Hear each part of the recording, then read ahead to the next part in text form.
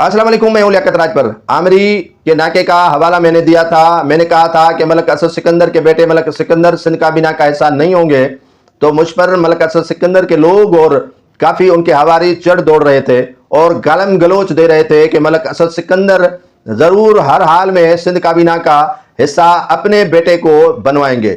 मैंने उसी वक्त कहा था कि मलक असद सिकंदर की वो वर्थ ही नहीं है।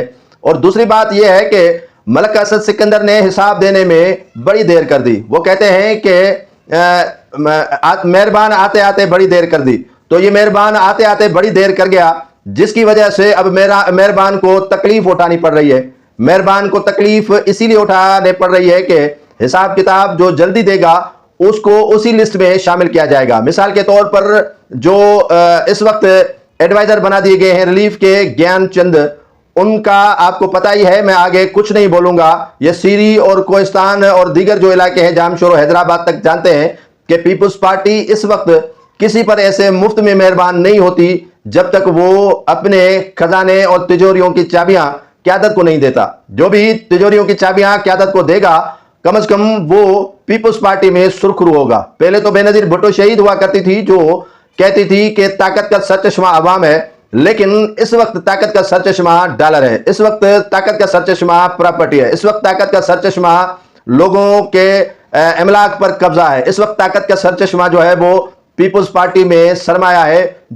जो जितना इस्तेमाल करेगा उतना पीपुल्स पार्टी से रिलीफ लेगा। वो पीपुल्स पार्टी नहीं है कि एमआरडी तहरीक या दीगर तहरीकों में जिन्होंने बढ़ चढ़कर हिस्सा लिया उनको बेनजीर भुट्टो याद करके एमपीएज एमएनएज एडवाइजर बनाती थी या उनको मुख्तलिफ महकमों में नौकरियां देती थी।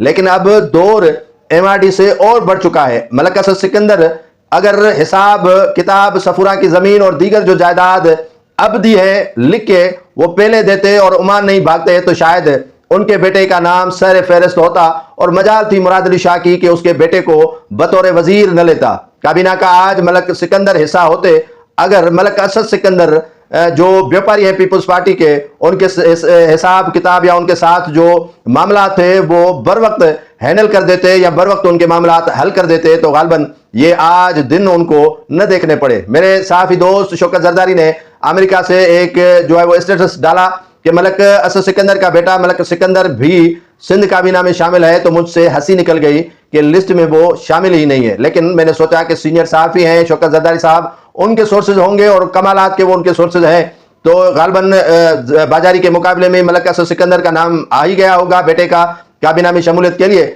लेकिन जब काबीना की तश्कील हो गई, वुज़रा ने हलफ ले लिया, उसमें एक ही इस्माइल राव था जिसका नाम शामिल हो गया और बाकी एडवाइजर के तौर पर, स्पेशल असिस्टेंट के तौर पर सामने आए और मलक असद सिकंदर के बेटे मलक सिकंदर साहब का कहीं पर नाम नहीं आया। तो मैंने वहीं पर भी यही कहा कि मुराद अली शाह लड़ने वाला बंदा है, झुकने वाला नहीं है। कैसे कायल कर गया पीपुल्स पार्टी की क़यादत को कि साईं अभी ठहरो, ये और भी आपके पास मिन्नतें और तरले करेंगे मलक असद सिकंदर।